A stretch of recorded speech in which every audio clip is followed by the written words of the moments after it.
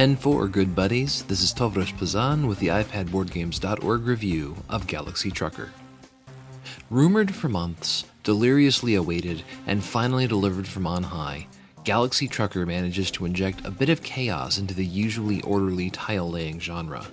The digital version of this long-awaited neoclassic captures the essence of the offline original, while making a few changes with the digital platform firmly in mind. Are you in for the long haul? Galaxy Trucker charges you with building a spaceship essentially from spare parts, and then flying it across various bits of the known and unknown galaxy, all in the name of exploration, science, and profit. Okay, maybe just in the name of profit.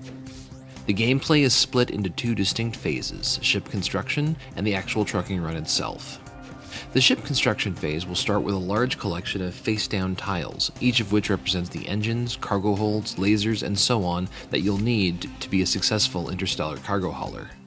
Each component confers different capabilities, and you'll need to carefully balance offense, defense, speed, and cargo capacity.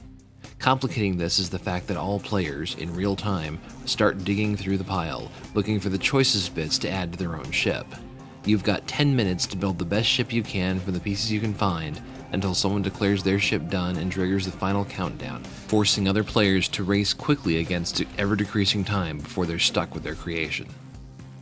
The interface is remarkably intuitive. Dragging a face-down tile to your ship turns it face up, and dropping it into one of the available spaces sets it in place. You can tap a given tile before or after it's placed to rotate it 90 degrees. Dragging another tile to your ship welds the one that you just placed to the structure. Connections must match, thrusters must point toward the rear, and open pipes on the exterior of the superstructure are a bad thing. TM. You can also get a preview of what your opponents are building in the upper right corner of the interface, where each ship is represented by a miniature grid, color-coded to represent the tiles they've added. Once everyone has crafted the starliner of their dreams, it's time to take to the space lanes.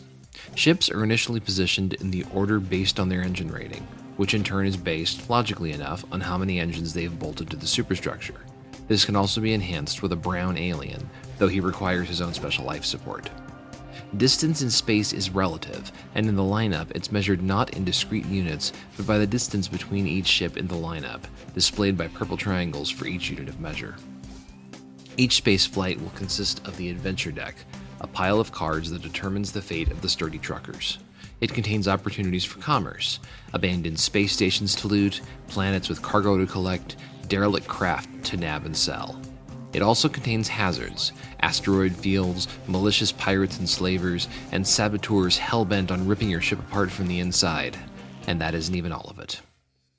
If your engines or weapons ratings are high enough, you'll be able to avoid many of the hazards outright. If not, you'll occasionally take a hit somewhere on your ship. The roll of a pair of standard 6-sided dice will determine where on the grid your ship is hit. A hit on a component will not only take out that component, but also any other components with no other attachment point to your ship. Once the adventure deck is exhausted, the game ends and final score is tallied. This is based on how much cargo you collected, what position you've finished in the lineup, how much of your ship is intact, and how few open connectors you had drifting out in deep space. And then, if you want to play again, you just tap the screen a couple of times instead of having to sort and shuffle dozens of little tiles. Many digital tabletop implementations manage to only excel in single or multiplayer action. Galaxy Trucker manages to pull off exceptional presentation in both modes. There is an excellent fully interactive tutorial, which strikes a fantastic balance between informative slides and interactive instruction. The writing is sharp, managing to convey an awareness of the various tropes of computer gaming without coming right out and admitting that you're playing one. This level of wit and self-awareness continues in the campaign mode as well. The campaign mode starts you off at Fort Newbie, and lets you select runs of increasing difficulty that slowly unlock various kinds of tiles to increase your ship's capabilities. There are also several kinds of tiles unique to the campaign mode. They represent little more in most gameplay situations than special spaces that it is paramount not be damaged, but it demonstrates an unusually high level of consideration for the differences between digital and physical formats and how best to capitalize on the strengths of the medium. Online gameplay is handled via a private server, so you'll need to register an account. There are numerous options here. The quick play mode, in theory, will simply drop you into the next available game, We never had much success with this, but we were looking for games mostly during off-peak hours. There's also a lobby from which you can join games or create your own. In another concession to the differences of the digital format, online games can either be synchronous affairs with real-time shipbuilding or turn-based. In turn-based mode, each player is given a certain number of action points each turn. These can be used to reveal tiles, add components to your ship, and preview the cards in the adventure deck.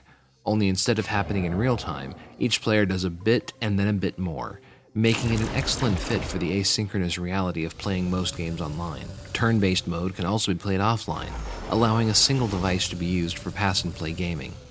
Additionally, you can also specify number of opponents, which adventure decks to use, and whether to use the original or digital versions of the decks, the latter having the same cards but with a different distribution, increasing randomness and, we suppose, replayability. Also on tap is the ability to fully automate the adventure portion using AI, and the ability to allow or disallow a given player to drop out, something which can, in some circumstances, be a strategic move.